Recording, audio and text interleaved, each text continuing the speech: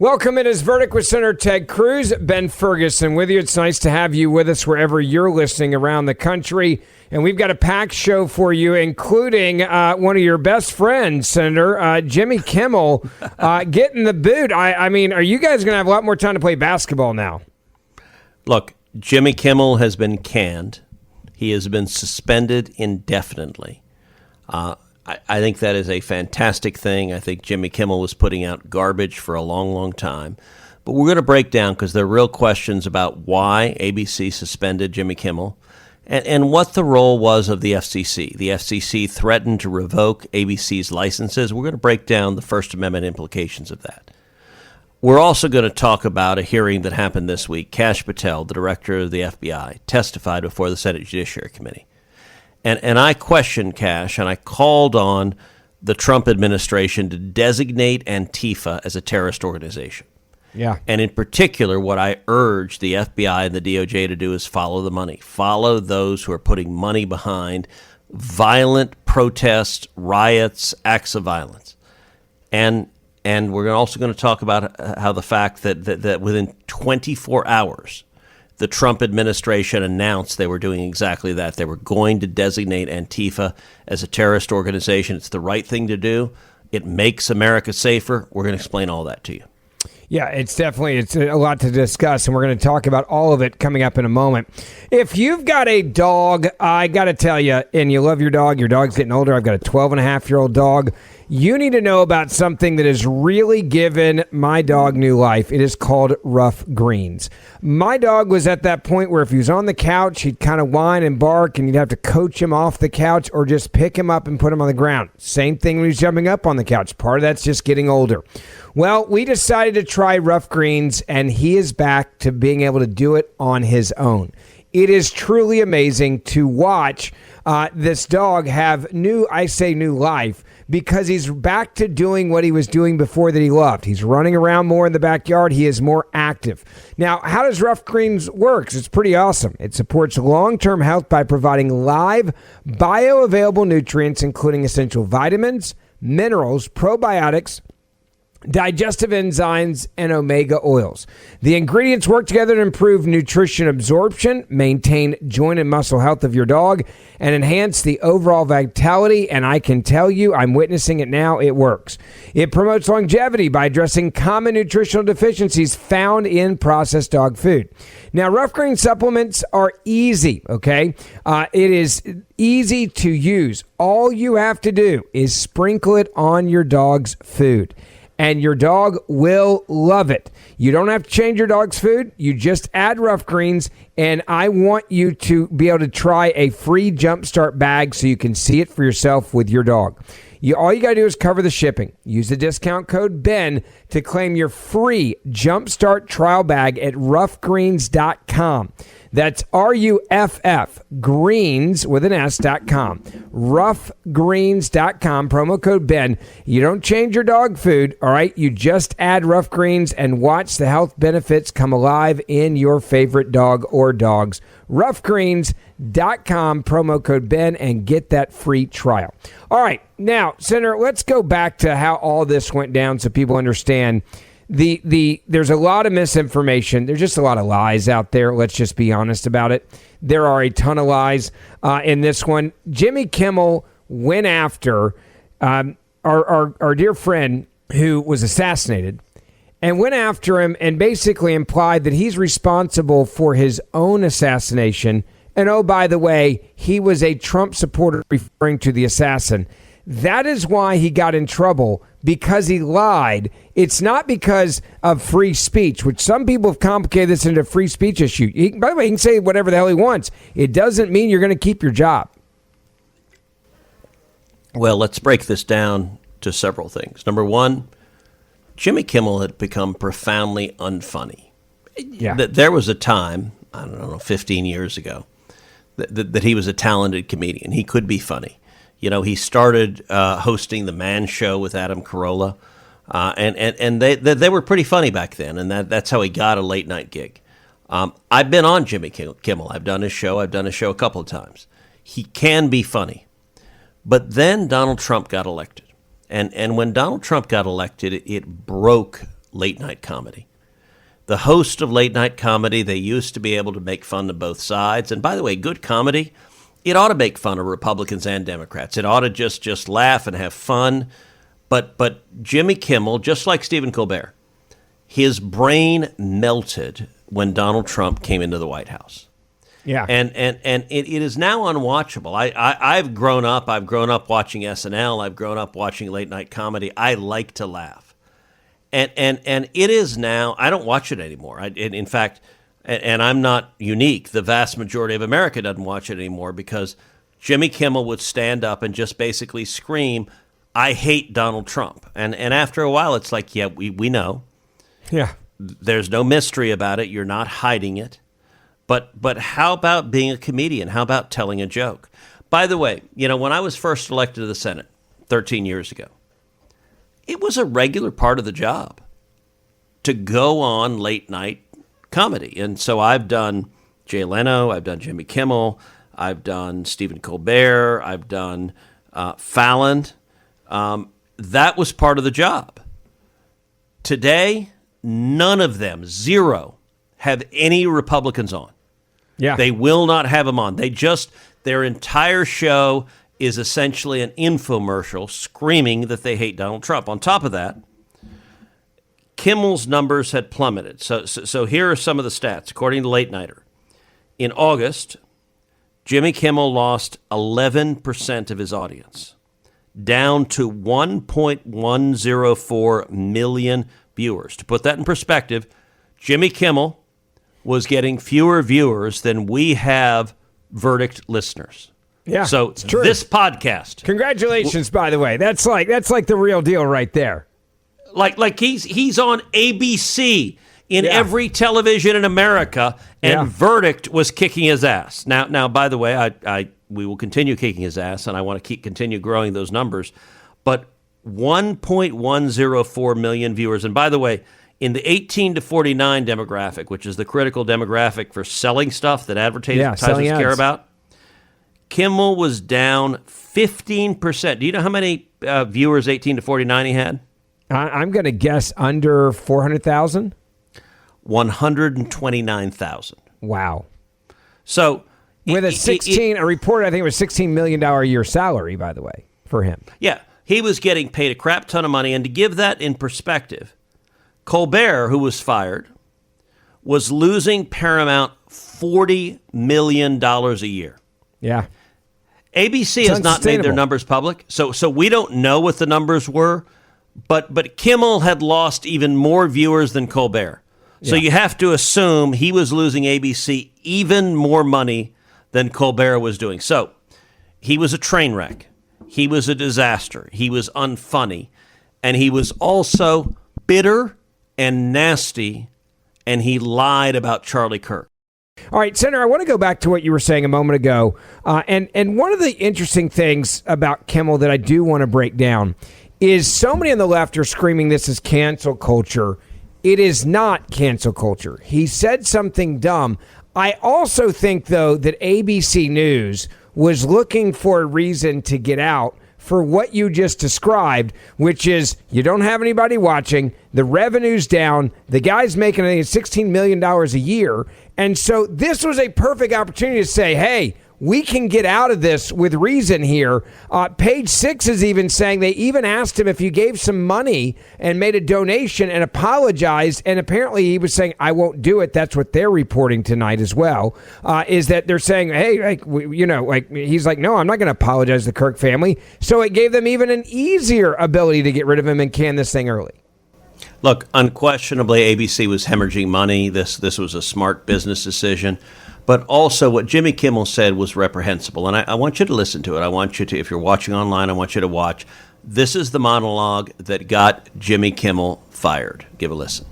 We hit some new lows over the weekend with the MAGA gang desperately trying to characterize this kid who murdered Charlie Kirk as anything other than one of them and doing everything they can to score political points from it. In between the finger pointing, there was grieving. On Friday, the White House flew the flags at half staff, which got some criticism. But on a human level, you can see how hard the president is taking this. My My condolences on the loss of your friend Charlie Kirk. May I ask, sir, personally, how are you holding up over the last day and a half, sir? I think very good. And by the way, right there, you see all the trucks?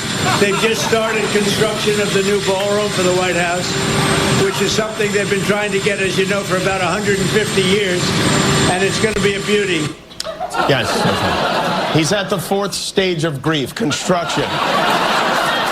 Demolition, construction. This is not how an adult grieves the murder of someone he called a friend. This is how a 4-year-old mourns a goldfish, okay? By the way, so people understand context there. The reporting out of the White House and people I've talked to have said that the president was gutted over the assassination of Charlie Kirk. It was pretty clear he did not want to talk about it right then and as he was outside. It's not like reporters or his therapists. Right, yeah. I mean, it was obvious he didn't want to go there at that moment. Right. And so he And let me say, Ben, the thing to understand about Jimmy Kimmel, what he just said there's a technical term for that. It's called a lie. Yeah. So he stood up and said the murderer of Charlie Kirk was a MAGA Republican. Yep. That is flat out false. That is a brazen lie. And we talked about this our last podcast. If you didn't listen to our last podcast, you should go back and listen to it. I went on CNN with Caitlin Collins, and she fought me like crazy. We don't know what the motive of this guy is. This murderer, this assassin, was a left-wing radical. He was an Antifa activist. He was a transgender activist. He was living with a transgender man transitioning to be a woman. That transgender man was his boyfriend. He wrote on the bullets Antifa and transgender slogans. He hated Charlie Kirk. He admitted all of this. It is unequivocal. This is a hardcore leftist. And I got to say, it is amazing. The vast majority of Democrats today believe Charlie Kirk's murderer was a MAGA Republican because the media is corrupt and they are lying. When I was on CNN with Caitlin Collins, she refused to acknowledge that because CNN is lying to their viewers, MSNBC is lying to their viewers, and Jimmy Kimmel stood up with his measly 1.1 million viewers and lied to them. They said this murderer was a MAGA Republican. Now, ABC, theoretically, ABC News is a news organization. They should not be in the business of lying to Americans, and Jimmy Kimmel shamelessly lied to them because he has a political agenda. Truth be damned. And I think, and by the way, it's top to bottom, so people understand this. And I'll give you an example. The View on ABC is actually, I'm pretty sure if I remember correctly, under the news division. Kimmel is under like that in general, I think entertainment, but under their news. If you want to know how much ABC, is he entertaining? Yeah, right, exactly. But if you want to know how much propaganda machine ABC News is, this is just an example. It's a small example, but it's a powerful one. In 2025, The View has had 102 liberal guests on and not one single Republican guest. But by the way, to be clear, Ben, I've been on The View multiple times. So I've written to date 4 books. For my second book, they had me on. For my third book, they had me on. Now, particularly for the third book, we got into it. It was a hell of a scrape. Whoopi Goldberg and the other cackling hosts of The View insisted. That was the nicest way it's ever been put, by the way. That was very PC. Didn't I refrained myself. I got to say, I'm on good behavior because I went through like 9 different nouns and I just went with hosts. I like it. Well done.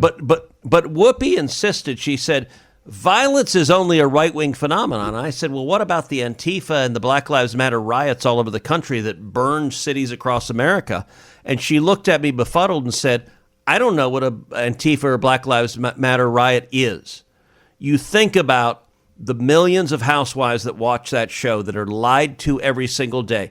It went so badly for them that my 4th book, Unwoke, How to Defeat Cultural Marxism in America, available on Amazon, by the way, when it came out, I reached out and said, hey, I'd like to go on The View again. And they said, no, thank you. Sure. Like you kicked our ass. They didn't want you anymore. They're like, no. We cannot we are in the business of lying to our viewers. Yeah. And when you come on, you make it really hard to lie to our viewers because you actually bring up facts and substance. And we're just not good enough to lie in the face of facts and substance. So that's who they are. That's who they are. It's funny you mentioned Caitlin Collins in your interview. Just if you missed it, it's up on social media. I actually think that you should do more of these because the number of viral clips, Senator, that came out of you going on with Caitlin Collins and people seeing your grand debate with her, which is an important one, and calling her out for saying we don't know the motive in the death, the assassination of Charlie Kirk, is one that now has just exploded. And afterwards, I'm like, you know what? It may be worth it for you to do this like every week because then you get to call them out every week and they are held accountable because otherwise they just go on TV and they just lie. Well, understand, Jimmy Kimmel was fired because, number one, he's not funny. Number two, he was losing ABC massive amounts of money. And number three, he flat out lied on an incredibly important issue, which is who the murderer of Charlie Kirk was. But first, I want to talk to you about something that probably 99.9% of you have. It is a cell phone. You may not realize it, but if you're with Big Mobile, you're giving big donations by default to liberal causes and organizations. We're talking about organizations that are actually fighting for abortions to take place at record numbers. That is what your money is going to, including radical liberal causes, candidates, and organizations all at the same time. Now you say, well, hold on, how's it happen? They get big donations. It's just that simple. And that is why more than a decade ago, there is a group of people that got together and said, we've got to do something different. We need to vote with our dollars. They started a company called Patriot Mobile. And Patriot Mobile is standing in the gap for every American that believes that freedom is worth fighting for. Not only are they leading the way in the red economy, but Patriot Mobile also outgains the competition now when it comes to technology in 2025. So you're going to get insanely good coverage, nationwide coverage, and Patriot Mobile, in fact, is one of the only carriers with access to all three major U.S. networks. That means you get the best coverage you can get, along with the ability to have multiple numbers on different networks on a single smartphone. It is a game changer, especially for businessmen and women who are carrying around two phones. They also offer unlimited data plans, mobile hotspots, international roaming, internet backup, and so much more. Now, switching has never been easier. You can literally activate in minutes from the comfort of your home. You keep your number, keep your phone, or upgrade. And here's where the magic happens. You get every month when you pay your bill, they take about 5% of your bill and they give it back to conservative causes and organizations that fight for our First and our Second Amendment rights. So if you want to make a difference in every call you make, you need to switch to Patriot Mobile. I use them and I love them. Go to patriotmobile.com/verdict and use the promo code verdict. You're going to get a free month of service. That's patriotmobile.com/verdict, or you can call them and switch over the phone. 972-PATRIOT. That's 972-PATRIOT. patriotmobile.com/verdict. All right, so let's get to this issue, Senator, about the FCC. They've gotten involved in this. This is, I want to be clear, I believe it's controversial. It concerns me, and you and I actually really haven't talked about this much, so I genuinely want to know what you think about this. I don't like people tipping the scales and pushing too hard, and let me explain why. Because if we do it, they're going to do it when they get back in power, and we know the ebbs and flows of politics. This is something I don't like. I don't want anyone getting censored. I do not want it, because it will happen to conservatives, and it will happen 10 times harder than what we're talking about right now. And that's just my hot take on it, but I think it's an important one. This is literally what I do for a living. I don't want someone shutting me down in what I do for a living or free speech. Yeah, you and I have not talked about this before doing the podcast, but I'm not surprised that we're on the same page. I want to play, because a lot of the media is very much focused on this, particularly the left-wing media. But Brendan Carr, who's the chairman of the Federal Communications Commission, he did an interview with Benny Johnson. Benny's a friend of ours. He's a great guy. But he leaned in hard on Jimmy Kimmel, and he threatened government retaliation for what Kimmel said. So I want you to give a listen to this interview, and then we're going to talk about it. I think this is an isolated incident. I mean, you go back to Representative Swalwell, and he had a tweet out last week where he was saying that, emphasizing that Charlie Kirk's killer was a straight white male from a Republican family that voted for Donald Trump. In some quarters, there's a very concerted effort to try to lie to the American people about the nature, as you indicate, of one of the most significant, newsworthy public interest acts that we've seen in a long time. And what appears to be an action by Jimmy Kimmel to play into that narrative that this was somehow a MAGA or Republican motivated person. If that's what happened here with his conduct, that is really, really sick. And I've been very clear from the moment that I have become chairman of the FCC, I want to reinvigorate the public interest. And what people don't understand is that the broadcasters, and you've gotten this right, are entirely different than people that use other forms of communication. They have a license granted by us at the FCC, and that comes with it an obligation to operate in the public interest. And we can get into some ways that we've been trying to reinvigorate the public interest and some changes that we've seen. But frankly, when you see stuff like this, I mean, look, we can do this the easy way or the hard way. These companies can find ways to change conduct, to take action, frankly, on Kimmel, or there's going to be additional work for the FCC ahead. What kind of action would you see? I, at the very least, would like to have an on-air apology from Jimmy Kimmel to the Kirk family, to all of those who he slandered, because he did say that Charlie Kirk, he is effectively saying that our movement did this. Our movement killed Charlie, that Charlie was deserving of this, effectively. And we've seen that rear its head. This happens quite regularly, actually, on MSNBC and on other networks where they're trying to victim blame. And what that does, Mr. Chairman, respectfully, is continues the lie and continues the threat level to say effectively that we have no share in this problem at all. On the left. This is a clear-cut case. What would you like to see done at ABC? Well, look, I think what you said there strikes me as a very reasonable, minimal step that can be taken. I mean, obviously, look, there's calls for Kimmel to be fired. I think, you could certainly see a path forward for suspension over this. And again, the FCC is going to have remedies that we could look at. And again, we may ultimately be called to be a judge on that. No. Look, I like Brendan Carr. He's a good guy. He's the chairman of the FCC. I work closely with him. But what he said there is dangerous as hell. For people that are listening, because this is going to be, quote, controversial, so I want to make sure we explain it clearly. When you say no and it's dangerous, explain and run this out, the slippery slope that this can open, so that people understand why we're saying it. So the Federal Communication Commission is in charge of granting broadcast licenses. So ABC, NBC, CBS, they have licenses from the FCC. It is true that under statute, they're required to be in the public interest. Yep. What he is saying is Jimmy Kimmel was lying. That's true. He was lying. And his lying to the American people is not in the public interest. And so he threatens explicitly, we're going to cancel ABC's license. We're going to take him off the air so ABC cannot broadcast anymore.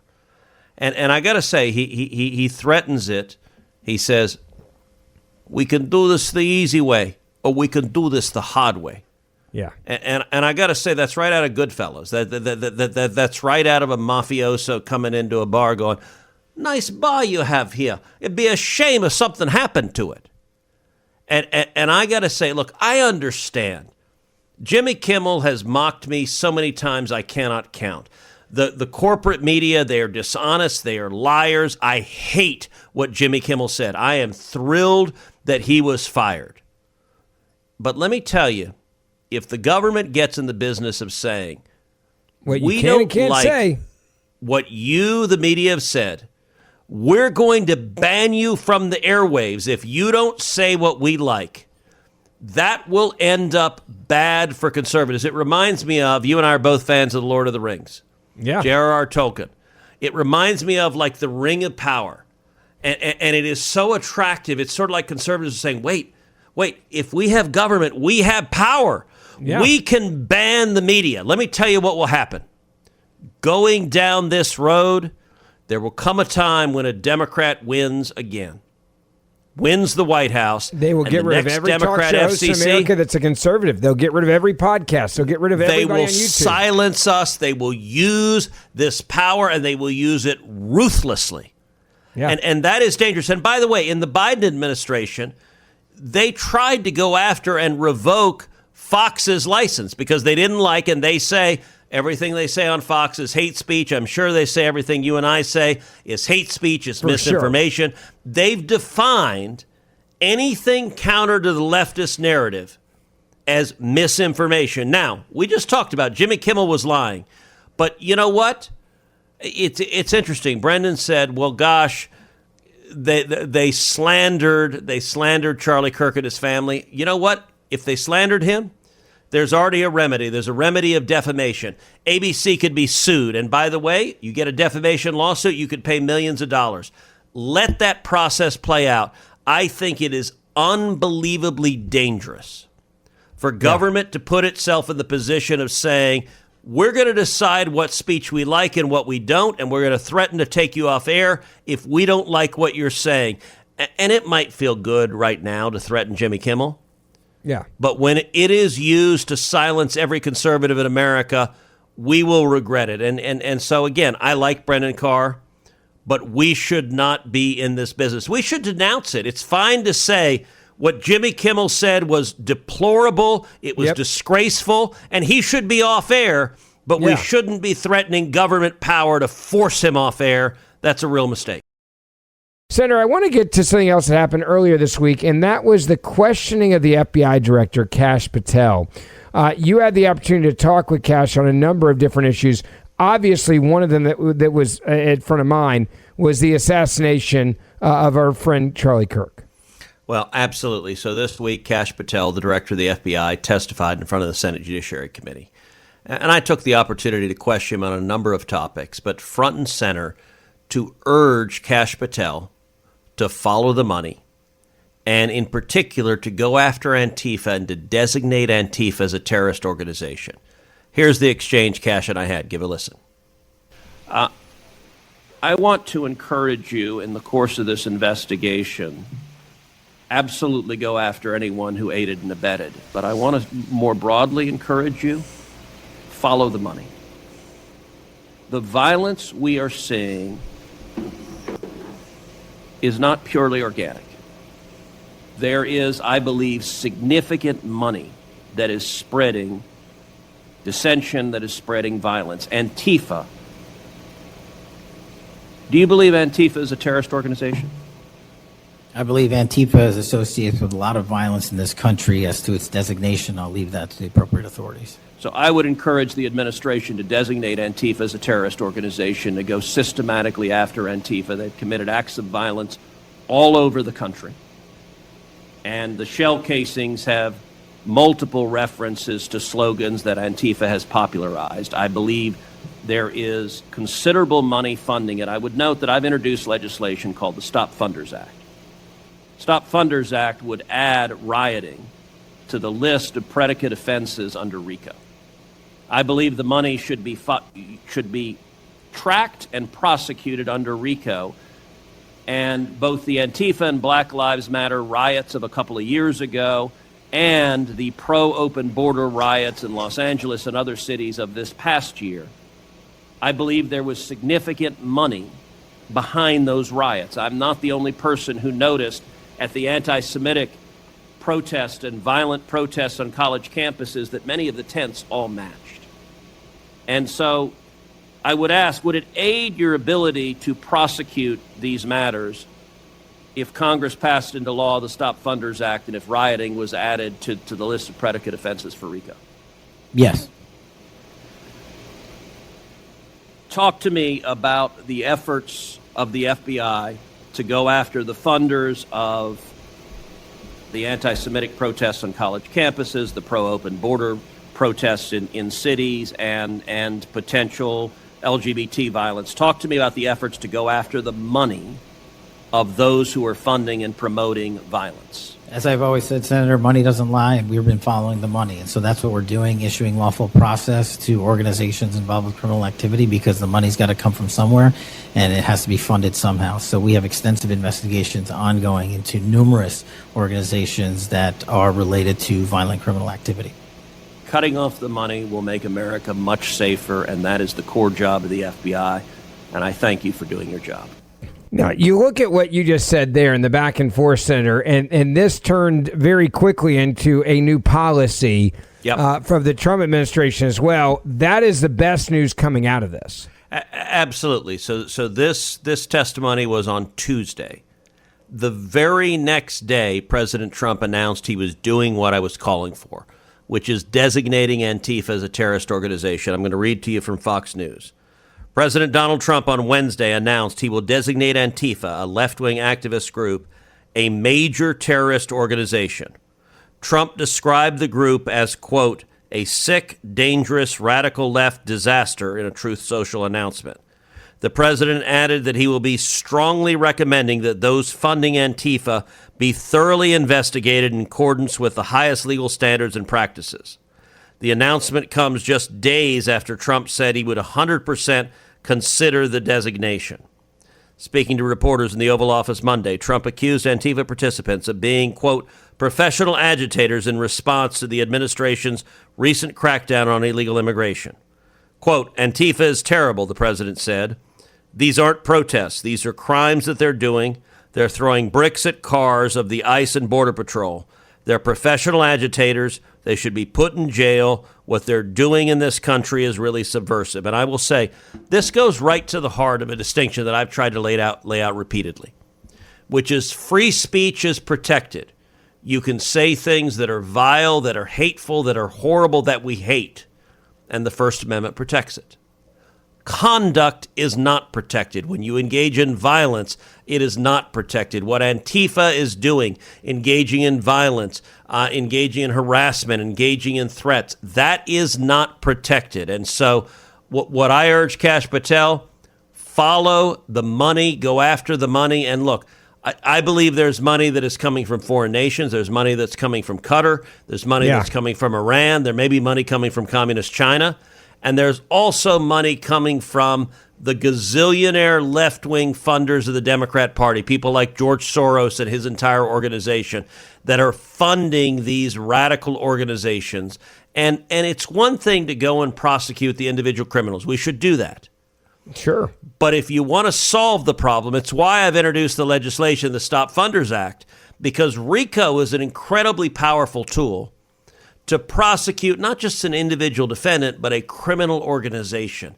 And criminal organizations are usually structured with a hub and spokes. And so following the money is how you get the people writing checks that are sitting in their Manhattan penthouses funding the anti-American, anti-Israel, communist, jihadist agitators that are destroying this country. And so I got to say, I was really encouraged. I've been pressing in the first Trump administration. I pressed for years for the first Trump administration to designate Antifa as a terrorist organization. There was a lot of openness to that argument, but it never succeeded. They never did it.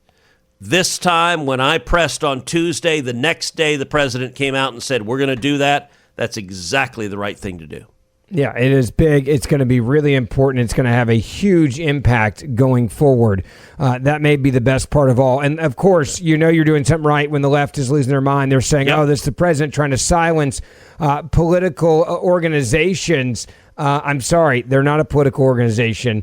They're they act like a terrorist organization. There's a big difference between a political organization and a terrorist organization. And Antifa has all the markings, as you described it, of a terrorist organization going all the way back to 2016 when you first were calling for this. If you engage in violence, it is not speech. Violence is not speech. And by the way, anyone who commits violence should be prosecuted and go to jail. And that's true whether you're left-wing or right-wing. I might agree with what you're saying, but if you engage in violence, that is not acceptable. Speech is different from violence. We ought to protect speech, and we ought to prosecute violence and put the violent criminals in jail. Amen to that. Don't forget, we do this show as a podcast 3 days a week. Make sure you hit that subscribe or auto download button. You can also tell Siri or Alexa to play it. And we also are doing many of our episodes now on YouTube as well. So you can watch these episodes on YouTube. Hit the subscribe button there so you don't miss a single episode. And join us here on this radio station each and every weekend. It's always a pleasure to have you with us and as we do this show. You've been listening to Verdict with Ted Cruz. Wherever you get your podcasts, stay with us this week. Ben Ferguson with you. We'll see you back here next weekend.